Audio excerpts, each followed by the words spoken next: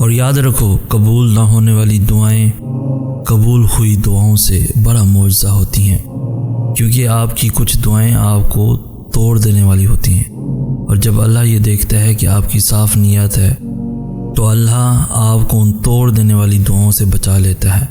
ہو سکتا ہے کسی چیز کو آپ برا سمجھو اور وہ آپ کے لیے اچھی ہو، اور کسی چیز کو آپ اچھا سمجھو اور وہ آپ کے لیے بری ہو۔ آپ نہیں جانتے، لیکن اللہ خوب جانتا ہے۔ اللہ کو منانا تو آسان ہے، لیکن اللہ کی ماننا مشکل کام ہے۔ اس لیے اللہ کبھی کبھار ہمیں زندگی کے اس موڑ پر لا کھڑا کرتا ہے جہاں ہمارے پاس کوئی بھی آپشن نہیں بچتا، پھر ہمیں اللہ کی ماننی پڑتی ہے۔ اور یہی ہمارے ایمان کا امتحان ہوتا ہے کہ جس چیز کا ہم اللہ سے دعویٰ کرتے ہیں، کیا واقعی ہم اس پر پورا بھی اتر سکتے ہیں؟ اپنی رضا کے لیے تو سبھی یقین رکھتے ہیں اللہ پر، لیکن اللہ کی رضا کے لیے صبر صرف ایمان والے کرتے ہیں، پختہ ایمان والے۔ اور یاد رکھیں کہ جو اللہ کی بات نہیں ٹالتے، اللہ بھی پھر ان کی بات نہیں ٹالتا۔ آزمائشیں ہی تو ہمارا ایمان زندہ رکھتی ہیں، اور ہمارا ایمان ہمیں زندہ رکھتا ہے، ورنہ ہم تو کب کے ختم ہو چکے ہوتے۔ ہر محرومی آپ کا امتحان ہے، اور امتحان میں پاس وہی ہوتا ہے جو استاد کو راضی کرنے میں کامیاب ہو جاتا ہے۔ تو آپ بھی راضی کر لیں اپنے نگران کو، اپنے اللہ کو۔ اور آپ کیا گمان کرتے ہیں کہ یہ کہنے سے چھوڑ دیے جائیں گے کہ میں ایمان لایا اور پھر آزمائے نہ جائیں گے؟ کبھی کبھی انسان کا دل کسی چیز کے لیے بہت تڑپتا ہے، اتنا کہ اس کے لیے صبر کرنا بھی مشکل ہو جاتا ہے۔ انسان ہر روز اس چیز کو حاصل کرنے کے لیے ہر اس لمحے دعا کرنے کی کوشش کرتا ہے جو لمحے دعا کے لیے افضل ہے، اور اس کی آنکھیں اپنی مانگی گئی دعا کی قبول ہونے کے انتظار میں ہر روز ادھر ادھر تکتی رہتی ہیں، اور یہ تو بھول ہی جاتی ہیں کہ اللہ نے ہر چیز کو عطا کرنے کا ایک مخصوص اور بہترین وقت مقرر کر رکھا ہے۔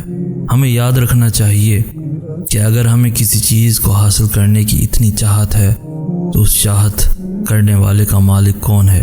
یہ چاہت بھی تو اسی رب نے دل میں ڈالی ہے تاکہ تم اس کے لیے دعا کر سکو، اور وہ تمہاری خواہش کو بہترین کر کے تمہیں عطا کر سکے۔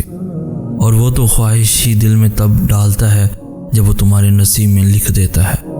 دعا تو بس ہمارے ہی درجات بلند کرنے کا ایک ذریعہ ہے۔ یہاں یہ سب لوگ چاہتے ہیں کہ ان کو اچھے مخلص لوگ ملیں، محبت کرنے والے ملیں، مگر کوئی خود ویسا مخلص محبت کرنے والا نہیں بننا چاہتا۔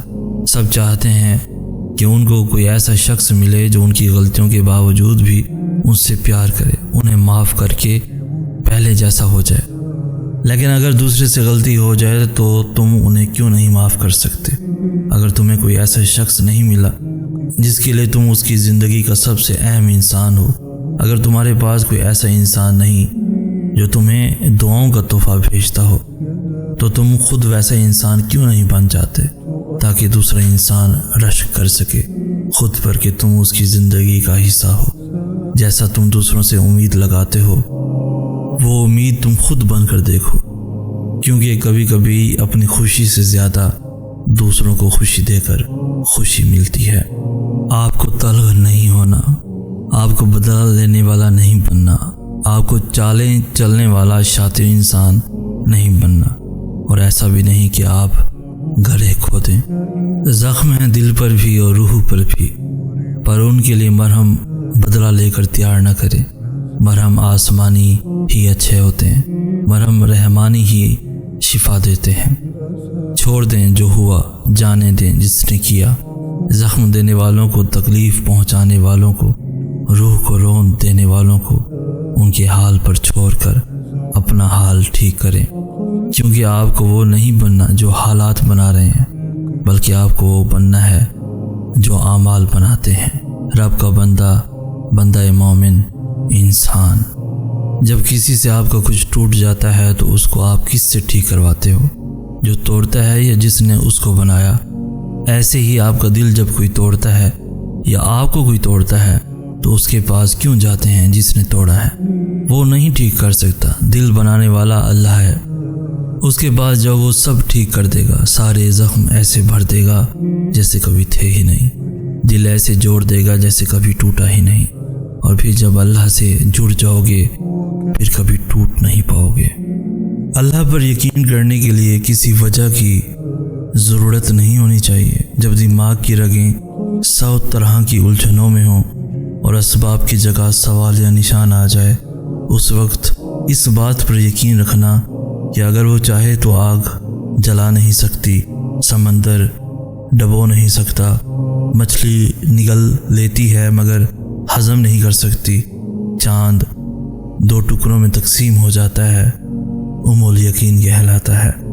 جب اللہ چاہے گا سب بدل جائے گا، جو اب تک نہیں ہو سکا ایسا نہیں ہے کہ اب وہ کبھی نہیں ہو پائے گا، جو اب تک مل نہیں سکا ایسا نہیں ہے کہ اب وہ کبھی مل نہیں سکے گا۔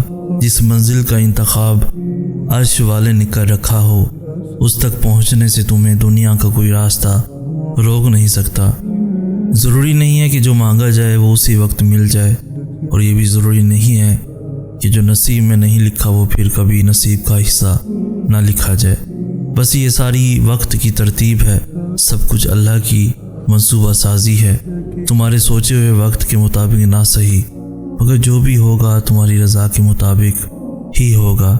اگر سب کچھ فوراً ملنے لگے اور ہو بہو ویسا ہی ملنے لگے جیسا تم چاہتے ہو، تو تمہیں کیسے پتہ چلے گا کہ جو چیز اللہ سے مانگ کر اور اللہ کو منا کر ملے، اس چیز کا مزہ بن مانگے مل جانے جیسا نہیں ہوتا۔ اگر نیند آنکھوں میں اترنے لگے تو تم کیسے رات کے اندھیروں میں وہ سرگوشیاں سن سکو گے جو اللہ اور تمہارے درمیان ہوتی ہیں؟ تمہاری دعائیں سن لی گئی ہیں، مگر یہ وقت آزمائش ہے، انتظار کتنا کرتے ہو؟ تمہارا سکون بس یہ بات کو خود کو سمجھا لینے میں ہے کہ جو بھی ہوا اللہ کی رضا سے ہوا، اور جو بھی ہوگا اللہ کی رضا سے ہی ہوگا۔ تو اگر دل کو حقیقت پر منانا مشکل ہو گیا ہے تو اس کو منا لو جو حقیقت کو بدل سکتا ہے، اور اس کو منانے کی ایک ہی تدبیر ہے، دعا، صبر، یقین اور انتظار۔ ہر چیز کو کسی نہ کسی مقصد کے تحت تم سے وابستہ یا پھر دور کیا جاتا ہے، اور وہ مقصد تم کبھی نہیں جان سکتے۔ بس تمہیں اتنا یقین رکھنا ہے کہ وہ مقصد خدا ہے، اور جب وہ جانتا ہے وہ تم کبھی نہیں جان سکتے۔ بس مطمئن رہو کہ جس کے ہاتھ میں تمہارا نصیب ہے وہ معجزوں کا بادشاہ ہے، اور اس سے بہترین کوئی مصنف نہیں۔ وہ کہانی کا ہر رخ جب چاہے جہاں چاہے موڑ سکتا ہے، اور نصیب کا ہر لفظ بدل سکتا ہے، اور زندگی کا ہر پہلو تمہاری چاہت کے مطابق بنا سکتا ہے۔ تم اس کی مان لو، وہ تمہاری مان جائے گا۔